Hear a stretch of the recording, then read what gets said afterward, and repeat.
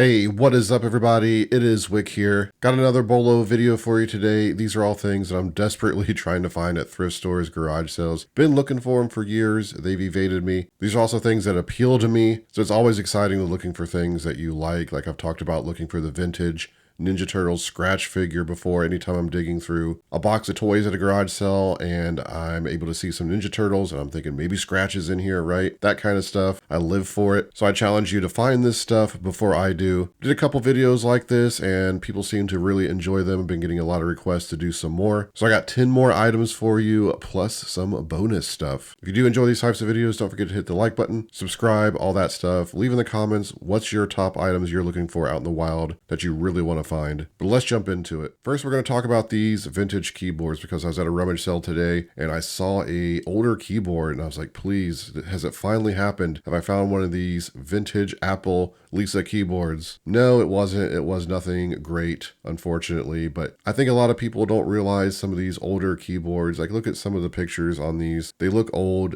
they look outdated, but these are very special. They're Apple, referred to as Lisa keyboards, but let's take a look at some of them. Hundreds of dollars here, as you can see. In general, a lot of these old Apple components are worth money. The Apple computers can be worth money, I've talked about, but it's not just the Apple keyboards. There's also IBM makes some really good ones. Here's one that sold for $1,425 with 130 bids. And again, it doesn't matter. You don't need to know exactly what model it is. You just need to keep an eye out for the vintage keyboards like this. And then when you see one, you can look up the model number on the back or Google Lens and do research from there, right? I always pick them up if they're like $1 or something like that, right? Sometimes you find this stuff in the free box, and there's many old mechanical keyboards that actually still sell for 50, 60, even $100. So they're worth checking out, especially the mechanical ones, which you can tell by, the clicking sound of the keys. But this has been on my bucket list for a while, is to find one of these $500 plus keyboards, because I think this is one of those things that I would classify as a true bolo. Unless you're into reselling and into, bolos like we are, you're not really, thinking about this stuff being valuable. People having garage sales, they set it out. A lot of people just throw this stuff away and probably have no idea it's worth hundreds of dollars, unfortunately, which is why the price just keeps going up on this stuff every year. That is definitely one on my bucket list. Keep an eye out for them. So it's that time of year. Christmas stuff is starting to pop up at garage sales, thrift stores, rummage sales, even though you find it all year long, right? But this is the time of year where people will have garage sales just for Christmas stuff. And this is something I've always wanted to find, is one of these vintage Sears wishbook catalogs from the 60s. The ones from the 60s have the most value. I think these two in particular, that two different covers on them, 66 and 65. Some of the ones from the 90s sell as well, but they sell for more like $25, $30. The point is, if you actually find these, it's probably at an estate sale, because I think a lot of people having garage sales probably just throw them away. They don't think anyone wants them if they don't already know about them. But you can see here, some of these, well, a lot of these from the 60s, I think all of them from the 60s pretty much would sell for over $100. Condition is going to matter. People just like to go back in time. I like to look at the ones from the 90s, look at the stuff that I wanted for Christmas as a kid as a nostalgia thing. But again, it's one of those bolos that you just wouldn't think have value. So if you see any of these Sears wishbook catalogs, here's somebody that sold, it looks like 4 of them from 71, 74, 85, 92, 2000, 2001, $124 on auction.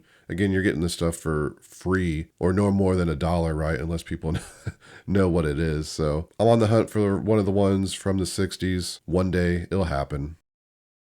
Here's another item I've been looking for years, over a decade since I started doing this. The Coogi sweaters. I think a lot of people know the Coogi sweaters, but there's a lot of people that actually don't. If you ask them what a Coogi is, they wouldn't have any idea. They're very easy to pick out. You can see all the colors there. They have a very distinct look. Biggie, the rapper, used to wear them. They kind of got popular from that, I believe. The ones from the 90s, I don't know if I'd assume they still make some. I don't know if the company's still around or not, but you see this person's using the keyword Biggie style. But a lot of these will sell, almost all of them sell between $90 and like $500 or $600, right? I think there's very few of the colors sweaters like this that would sell for less than that. I had an ex-girlfriend that she loved these. She had like 10 of them that she'd wear them all the time. She never sold them. I just want to find one because it was one of the first bolos I learned about, because I had never heard of them until I started reselling. Or if I did, I didn't realize, they had this much value, and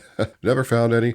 You can find the ones that are copies, different tags on them. They look very similar. They still can sell for over $100, depending on if they got the really cool designs on them. Let me know in the comments, have you ever found any Coogi sweatshirts? Here's another clothing item that I've been wanting to find for years. I think it's something that a lot of people don't realize has value unless you're a reseller and you're into vintage clothing, but that's these Lord's Gym t-shirt. These were big in the 90s. Everyone was wearing them. I think there's a decent amount out there. But what it is, I think it's just like a workout shirt where people would wear these to the gym all the time. I would remember. But you can see they easily sell for over $100 if you find one in good condition. Got different designs on them. No sweat on the back of this one. His pain, your gain. And with this, let me know in the comments. Actually, let me know in the comments if you found any of this stuff. I guess I don't need to say it for each item. I'm always curious on what people find out there. The next item we're talking about is vintage TV trays. Now, if you caught one of my thrifting and garage selling videos, I mentioned that I found 4 really good TV trays at a rummage sale. $2, some of the faux wood ones, and I ended up forgetting them. I loaded up the car and I meant to go back and grab the trays and then got distracted. There's lots of sales going on, so I just took off to the next sale. Didn't think about them again till I was home and hours had passed, and I went to look on eBay where I looked those up at that sale, and there it was. I thought, oh no, I left them there. So this is something I need to redeem myself. I want to find a set of 4 TV trays again, because I was very excited to find those, right? And it was like an hour away. I could have tried driving back, but I'm sure they were gone by that point, right? But anyway, a lot of these old vintage TV trays, the folding ones with the legs, surprisingly have a lot of value. The metal ones with the flowers, the mid-century modern stuff that people are into. See if we can find the ones that I had. I remember what they look like. Even some of these just solid wood looking ones sell pretty well. But yeah, a set of 4, unless they're special, maybe you could sell one for $200, but it looks like mostly 4 here is what they sell for. Let's see what else we got here. Some ones with flowers on them.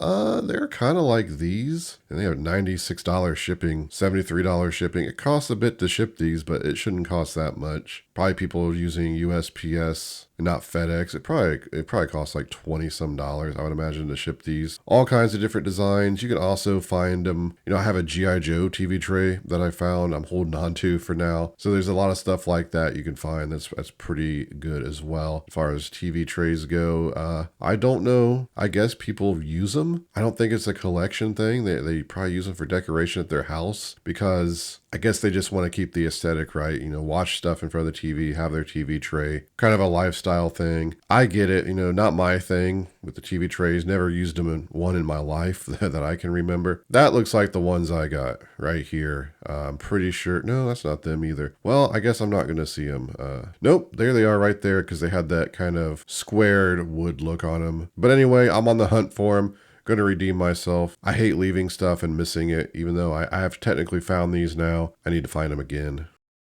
So in some recent videos, I got some questions about these queen embroidery hoops, because I keep stopping and looking at embroidery hoops. Then I put them back down, and I always say I'm looking for the queen one. So here's why I'm doing that, because some of these embroidery hoops made by Queen sell for hundreds of dollars. I've seen them sell for over $500, some of the larger ones. I think these are actually pretty, 5 inches, pretty small, 4 inches. You can find a larger one, I think it's well over 500, but they're also kind of easy to see what they are, because they have the tension knob on there. You can just read it on the little tension knob, right, what they are. So very easy to look through them real quick and see if there's any good ones. But we'll scroll through real quick, just a few here.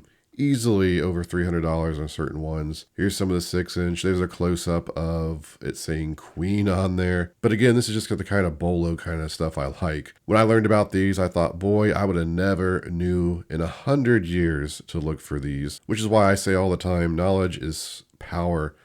Doing this, because the more knowledge you have, the more money you make. And every year it seems like I'm finding new stuff. I'm crossing stuff off my bucket list that I've learned about. So I can't stress enough, how important knowledge is. So drop a like because I'm dropping some knowledge here. But what I wanted to introduce is another type of embroidery hoop that I didn't know about. And this one is made by Bernina, which makes some incredible stuff. And it has a different kind of look. It has a grid on it. It has like a black ring around it. Looks like it's plastic, but called a jumbo hoop, it looks like. This is something I probably would have walked past, even though I'm looking for embroidery hoops made by Queen, just because it looks so different, right? So now, if I see something like this, I can hopefully spot it and pick it and sell it, make some money. But let's take a look at some of them.